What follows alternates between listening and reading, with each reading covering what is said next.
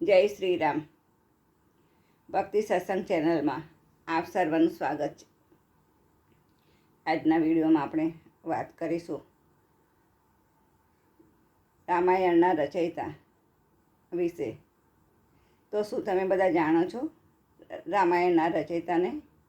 ચાલો આપણે આજે એમના વિશે વાત કરીએ. તો એક વન હતું અને એક વનમાં એક વાલિયો લૂંટારો નામે એક લૂંટારો રહેતો હતો અને તે પોતાના ઘરનું ગુજરાન લોકોને લૂંટીને ચલાવતો હતો. એક દિવસે રસ્તામાં એને નારદ મુનિ મળે છે. તો નારદ મુનિ એને કહે છે કે લાવો, તમારી પાસે જે હોય તે મને આપી દો. તો નારદ મુનિ એને ઊભા રાખીને પૂછે છે કે તું આવું ધંધો શા માટે કરે છે? તો કે મારા ઘરનું ગુજરાન ચલાવવા માટે. તો નારદ મુનિ એને પૂછે છે કે શું તું તારા ઘરનું ગુજરાન ચલાવવા માટે તું આ રસ્તે ચાલે છે તો તારા પાપમાં ભાગીદાર બનશે? તો એ કહે છે ના, હા કેમ નહીં, બનશે જ ને. તો કહે છે તું જ્યાં પૂછ્યા એ પૂછવા જાય છે. ઘરના બધા એને પૂછે છે કે મારા પાપમાં તમે ભાગીદાર બનશો?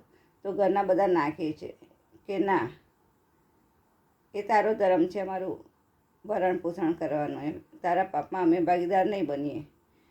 તો એને પછી અસહ્ય દુઃખ લાગે છે. ફરી નારદ મુનિ પાસે આવે છે અને નારદ મુનિને કહે છે. પછી નારદ મુનિ એને રામ નામનો મંત્ર આપે છે. ત્યાંથી પછી એક ઝાડ નીચે બેસીને રામ નામનો મંત્ર બોલતા થઈ જાય છે.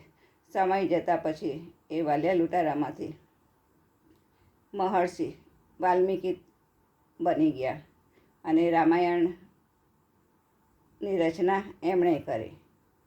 તો કહેવામાં આવે છે કે જો કોઈનો સારો સંગ મળે તો ગમે તેવી દુર્ગુણો હોય તો માણસ એમાંથી પણ સદ્ગુણો અપનાવીને ફરીથી એમનું જીવન નવેસરથી નવું બનાવી શકે છે. એનું દ્રષ્ટાંત આપણને મહર્ષિ વાલ્મીકીના જીવનચરિત્ર ઉપરથી મળે છે. અને એમણે રામાયણની રચના કરી અને આપણે એને બધાને રામજીના ચરિત્રથી ની ભેટ આપી.